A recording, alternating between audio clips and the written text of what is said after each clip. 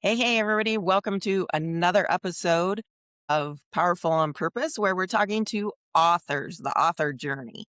And, this is near and dear to my heart. I think we all have stories and stories that matter. And sometimes it's hard for us to wrap our head around where do we even start with that. So, this is really a show about uncovering the curtain, the beliefs that we've all held on to about the book writing process and the process of becoming an author, because I do believe it is a journey with ups and downs, joys, crying, tears, cursing, whatever you can imagine in between all of that. Super excited today for our guests. I'll give you a little bit of an introduction here. Teresa Page. She is a leadership empowerment advocate, a coach, and an author of the My Journey to Wholeness book series, which we'll delve into. Excited to learn about that.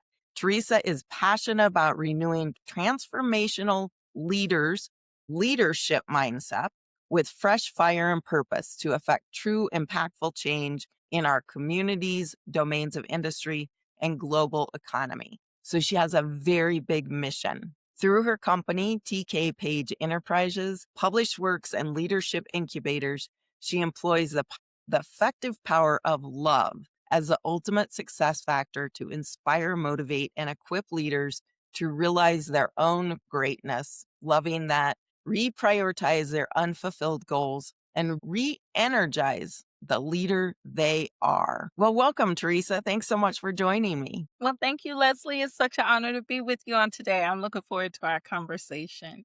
Me too. I always get excited talking to authors about books and authorship. So, Absolutely. yeah, tell us a little bit what made you decide, or what was, if you want to say it, a calling to become an author and feel like I want to get my message out? Absolutely. Well, I would just have to say that writing has always just been a safe space for me. Even when I was much younger, a little girl, I grew up in a big family. It was seven of us, six girls, one boy, and of course, a mom and a dad. So always a lot of voices, a lot of opinions, and a lot of things like that. And often, sometimes your voice can get lost in the mix, or you don't necessarily know how to express your feelings. So for me, kind of a bit of an introvert, a little shy, those kind of things like that. When it came to expressing my feelings about how I felt about something, whether it was good or bad or indifferent, I would always write it down. So somewhere I would always write it down. And that has always just been a big piece of my life. I think once I got into high school, and, I am a preacher's kid. So, we've always been in church, that kind of thing.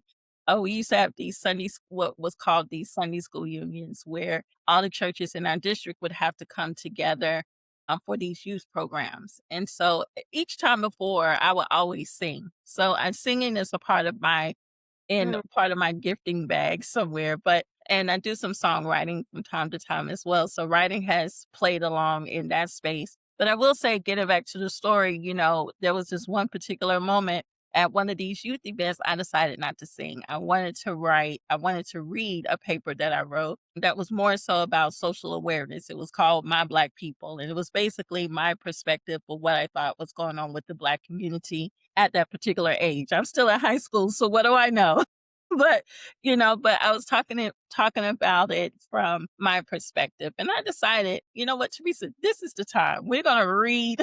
This is going to be the opportunity. You have an audience. Let's see how it goes. And so I was really nervous about it. Church was packed, of course, from the front to the back. And I remember getting up and standing up on the pulpit, and the pulpit was high up. So that meant you could see out over everybody's head to see this sea of crowd, or at least that's how it appeared to me at that time. But long and short of it, I read my paper very nervously, stayed close to the page, didn't look up much. But when I finished reading the last sentence, the church erupted. The church erupted, standing ovation, just clap, clap, claps. And that really wasn't that. I didn't know what the outcome would be. I didn't know what the response would be. But I was like, but apparently I said something that didn't just strike a nerve with the young people that was my contemporaries, but also the adults, those who were much older, that they also heard something that was poignant and that it actually did meet the moment. I think that was probably the first time that I understood that my writing has some kind of impact.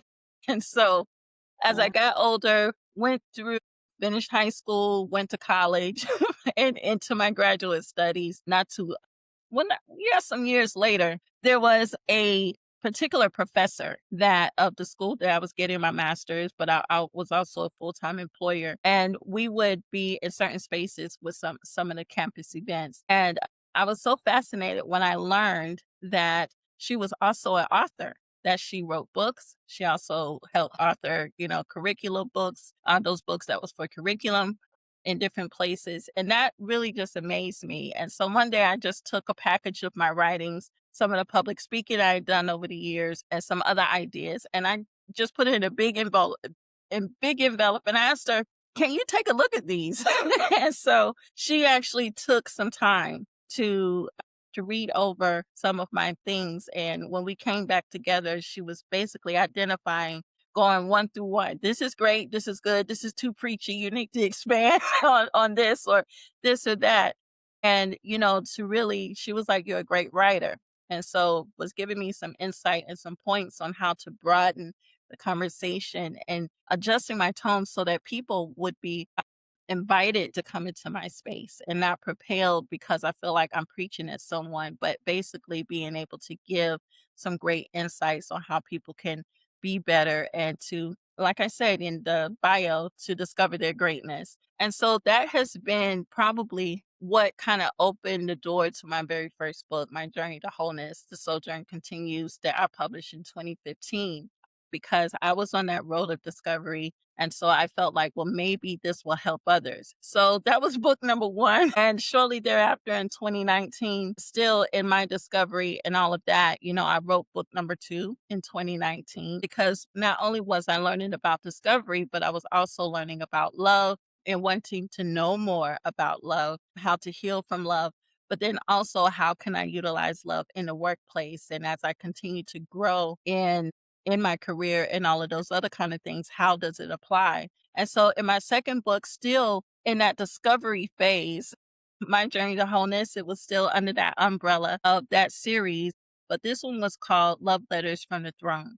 And what was so sweet about the second book was that I did not realize I was chronicling my own real life Right. experiences, the things that was happening at the same time.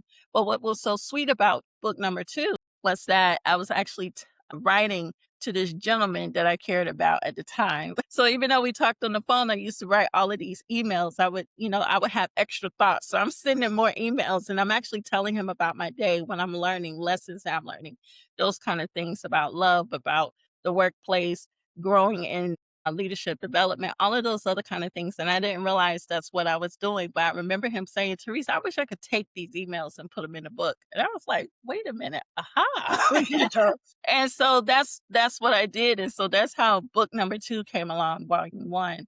But it was funny because in our pre-discussion, and I think this is what's funny, Leslie, in our pre-discussion, you were saying sometimes people think that writing a book means you got to be off in a cabin somewhere and things like that. But in 2021, after I came out of the higher education space, I just bought a house literally up in the mountains, up in the top corner in Georgia. And when I came out of the higher education space, I had this huge amount of time. And that is when I was pulling out some of those bigger lessons that I learned in my self discovery phases of understanding my purpose, healing from the past, understanding about love, how love works in the workplace, learning how I was developing my own leadership. And so that was an opportunity to actually pull out some of the big lessons, the big subject matters. And that's what I have put in my newest book, My Journey to Wholeness, Love the Success Factor, which is a demonstration about how God's love empowers women to lead, to create, and to generate wealth in the fullness of our equality, our purpose, and in our business. And so I was literally in the mountains with this book for almost a year. I was actually creating it as a presentation, as a 5-part presentation. But then I decided to take a lot of that content and put it in the book to create a whole system with the presentation, the book, and this one actually came along with the workbook. So my hope really is that for those who are engaged or read my book, whether they pick one or they read the entire series, it will actually take them on a journey of Yeah. self-discovery, of learning from their past, understanding their present, and then finally reaching that pinnacle of what they understand, what they're really meant to do. And I'm hoping that is the goal, that when that they will see themselves regardless of which series that they read, that they will see themselves, but then it will also encourage them to step out into what makes them great so that they're able to impact their community, their sphere of influence, their industry, their domain of industry, or their part of the global economy. So that has been a journey of how I wrote books. It started from a little girl on up, and I hope that there's more to come. I think that I would say this to kind of wrap this question up is that what I've learned as a nonfiction writer,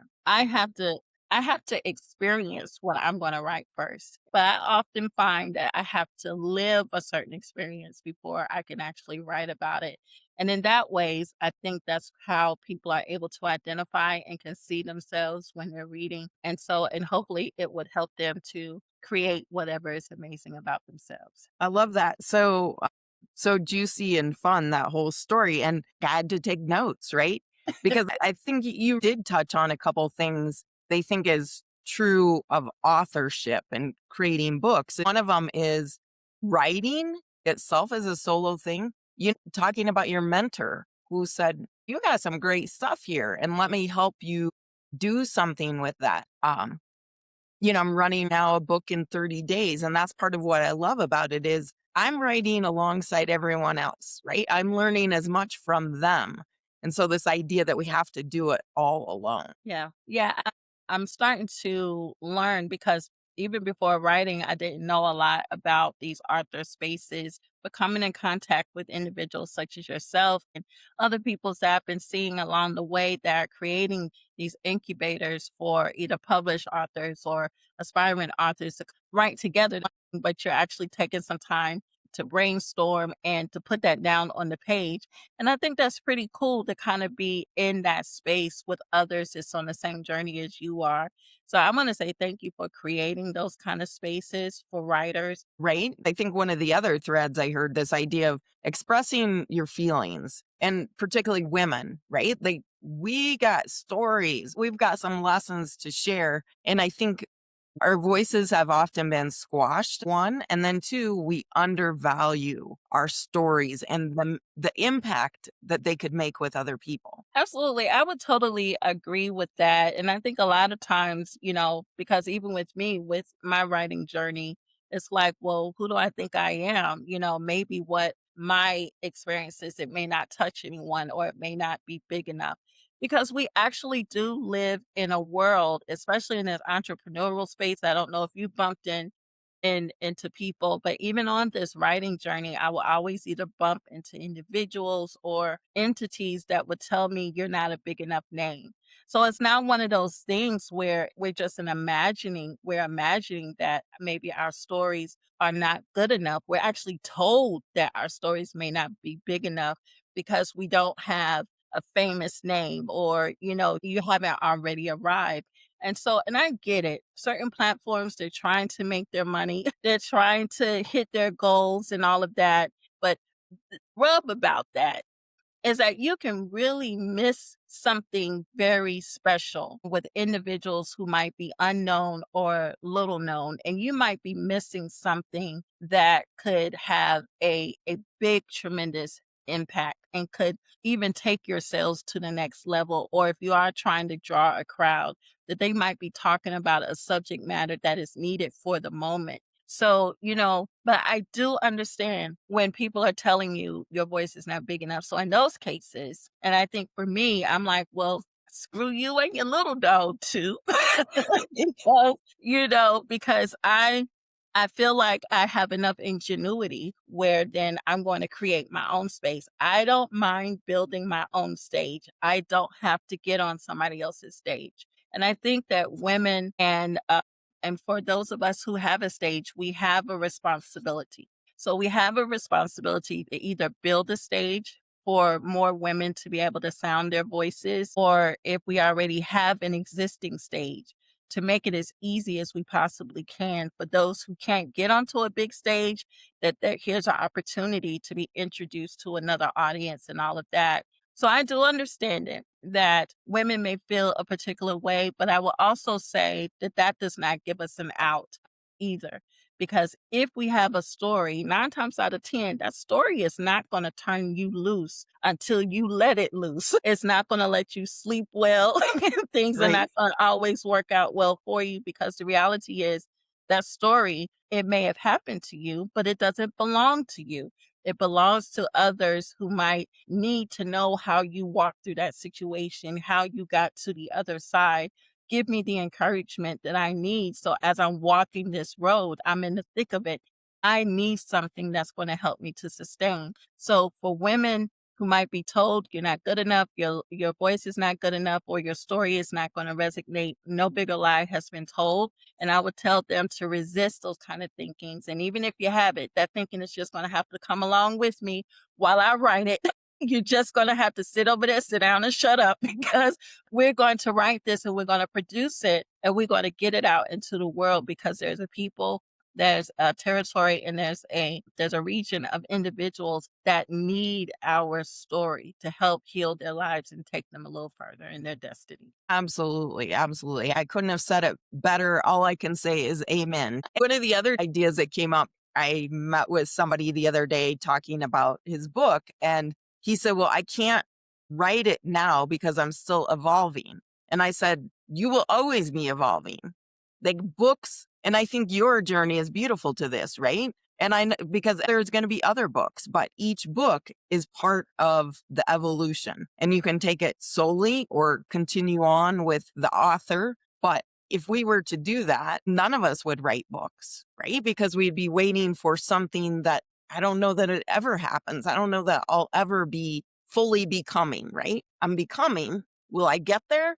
Probably not. Absolutely. And I get where he's coming from that I'm still evolving, but I will say this my very first book, and it was probably the smallest of all three thus far. But my very first book, yes, I was still evolving. I was still in that place of self discovery. Even though I was an adult, when I decided to write, I had left my home state, my native state, and I went to a whole nother metropolitan. I went to Atlanta. And so the lumps and the bumps of acclimating to a new environment in a new city where you might be alone and having new experiences, I was still evolving from that. A lot of my experiences that I was having at that time didn't even make it in book one. A lot of book one was from previous experiences or a lot of content that I decided to repurpose because I did do some public speaking prior to going to Atlanta. So I kind of took the best of those and maybe some other things that I had written, maybe in a blog or something else, or something that I had tucked away to just create a compilation of writings that made sense to put it together. So, I get book two was more of an evolution. You see more of my evolution from what was happening in real time, in real life. But my first book was really maybe all of 10% of what I was experiencing right then, but 90 of my previous experiences and work that I decided to repurpose. So I would Mhm. just say to anyone that if you're looking to write, you don't have to start from scratch at a blank screen or a blank piece of paper. There are presentations you've done. There might be diaries you have written. There might be some emails where you had to explain something, or maybe you've had to create some procedures or something, depending on what it is that you're trying to write or what your goal is as far as what you want to write. That's probably been with you for a while. And I would challenge anyone to go back to something that they had previously done, tighten it up a little bit, and let that be the very first step. And so book two can be more about the evolution because you'll have more time to kind of express what's going on. But to get it started, that jump start, just take what might already be at your disposal, clean it up a little bit, tighten it up a little bit, make sure that it's relevant to the time or whatever it is that you're trying to write to, and let that be your launching pad. And let book 2 or 3 be part of the evolution. And so that's what I would say to that. Right? I love that idea too, right? Because as entrepreneurs, we know we're creatives. We have so much content. I'm embarrassed to tell people how many Google Docs I have and the amount of Google Docs, right? But it also allows me to keep everything. I know I'll just get to it at some point. Right, right. So I wanted to also have you talk a little bit about your author expo because it's such a great idea and a great chance for I'm guessing whether people are authors or not, they get to meet authors and hear a little bit about what their book's about, probably what inspired them to write their books, right? Right. So the International Authors Expo, I'm really excited about that. It was actually an idea that I came up with on last year because, as I'm looking to really get out and to do more author events and things like that. And I love going to in person author events. So let me just say that, whether it's at a library or book fair or something like that. But you and I both know getting prepared for some of these events, it costs a lot of money. So whether you need to order books or whatever it is, your business cards, getting ready for it costs a pretty penny to prepare. And we should prepare because we want our tables to look as beautiful and inviting as it possibly can be. But the reality is that after you put in all of that investment, 9 times out of 10, the return on the investment, once you actually get to the event, you might sell maybe a couple of books that you might break even or or your sales are underwhelmed. And so you leave there, yes, with other opportunities. There's great opportunities to follow up, new people to add to your mailing list, all of those other kind of things, other future opportunities that may turn into something. But 9 times out of 10, the amount of money that you leave either in your Cash App or your Stripe or, or your Square or in your pocket does not match up to what you actually put into it. So the International Authors Expo was to create a similar what you would do in an in-person space, but we're doing it virtually. And so it allows us to have where authors are able to sell their books in a private virtual room where people get to come in and out of your room to visit with you, however you want to present or to engage people as you would in person. You have the opportunity and the technology to be able to do so in your own private virtual space where people can come in and engage with you and actually purchase your book electronically and things like that. It also gives speakers who may have a signature talk to actually be able to do a masterclass, like a miniature masterclass workshop. Right. And I don't want them to just be talking about any subject, whatever it is, their signature talk. I want them to still kind of adjust it so that it's going to support the success of some of the published authors or aspiring authors that may be in the listening audience, that may be in the room with our audience, our guests. And so it gives them the opportunity to not only sell their books, but to expand their reach and also talk about their expertise. And the reason why I also like it because it's virtual, because it then allows authors in different parts of the world to be a part of this. So it doesn't have to be just local authors. It could be authors here in the States. It could be authors from the UK, authors from Asia or different parts of the world, which is what my experience was, once we started it on last year. And so diverse that comes from different diverse backgrounds with different stories, but it still meets the call of the matter where we're not only giving our guest opportunity to find their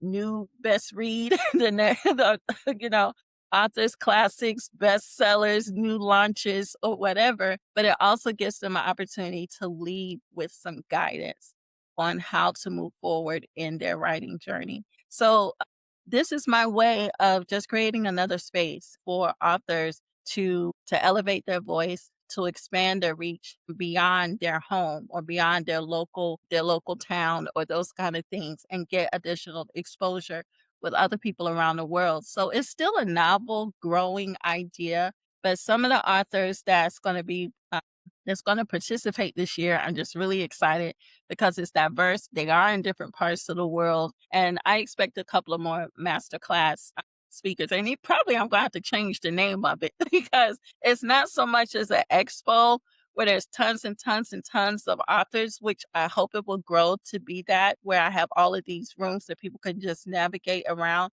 but it's really turning into a space where authors can learn and they're leaving with the information that's going to help them either in the writing journey or when they're starting to publish or even with their marketing or even beyond the book. But I want to start speaking, I want to get on stages, and there's different speakers that will speak to that. And so I'm really excited. And the most important thing is the return on investment because it allows them, they don't have to gas up the car.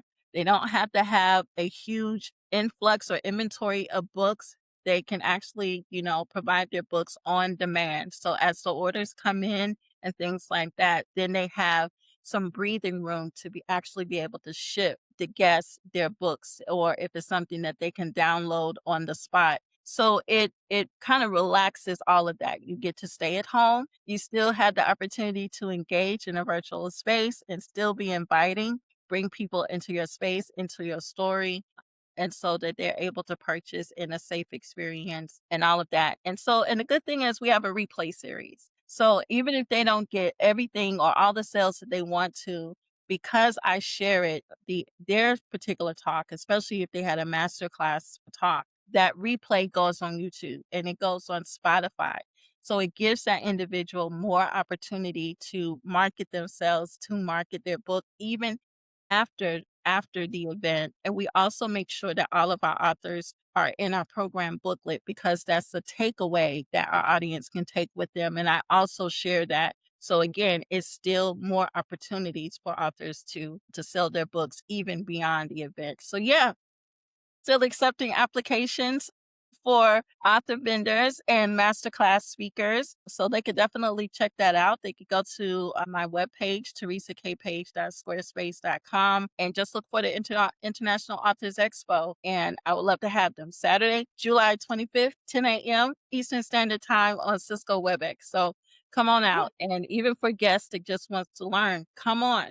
Come on out. Ticks are complimentary for our guests. So it's going to be a pretty cool time. It sounds like it. We'll definitely put those links in the show notes here. And people should be guests, right? Come, just if you're curious, come and maybe meet some authors, find some new reads. Absolutely. Please do. We would love to have you. Cool, cool. Well, this has been delightful. So much fun to talk to you about books. And I love your enthusiasm and your love of books, right? Absolutely. And I love it as well. I do believe, All and right. because, like I said, the second book was sharing stories because I was writing letters to this person that I cared about at the time. Well, I think I was dragging my feet a little bit because we're not necessarily in communication. So I would just tell to anyone that's out there who might be holding on to a book that they've already written, to kind of, if they can figure out how to disconnect it from themselves from it emotionally so they can still complete the mission of what it is that they have to do. So yeah, I love being able to write. It's a great way of expression, a great way of being able to help others. But I also love creating spaces to give voice to other authors. So whether it's the Authors Expo or it's my podcast, the Women's Leadership Mindset Series, which you were one of my guests, it's another opportunity for them to be able to talk about, to introduce them to another audience, and to just give them a platform where they can talk about what is great about them. So I look forward to be of service to anyone, and I hope that someone's able to glean from this conversation on today. Yep, absolutely. All sorts of gold nuggets that you dropped. Yeah. Absolutely. Yeah. So thank you so much for being here with me today. Absolutely. Thank you for the opportunity, Leslie. It was an honor. Absolutely. Everyone else, be sure and subscribe because you don't want to miss more powerful conversations with women and authors who are sharing their journey to create powerful missions. Because every author journey is different. But one thing I do know is it all started with the decision that their story was worth writing about. And I know yours is too.